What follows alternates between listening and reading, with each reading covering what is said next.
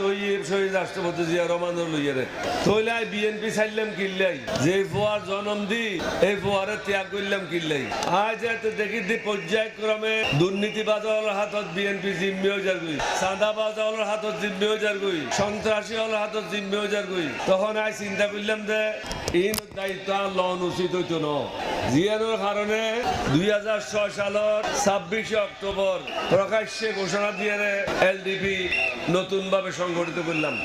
এটা কিন্তু বাংলাদেশ এলডিপি ন, এটা হল এলডিপি লিবারেল ডেমোক্রেটিক পার্টি। আর যে মূল উদ্দেশ্য লক্ষ্য আর জমাত বা 11 দলীয় জোটের অন্যান্য দলের যে মূল লক্ষ্য উদ্দেশ্য একই। আর সৎ লোকের শাসন চায়, যোগ্য ব্যক্তি পার্লামেন্টে যোগ, যোগ্য ব্যক্তি প্রশাসন তাই হোক, প্রতিযোগিতার ভিত্তিতে শরীফ হোক, মা বইনের ইজ্জত উন্নত। এখন মা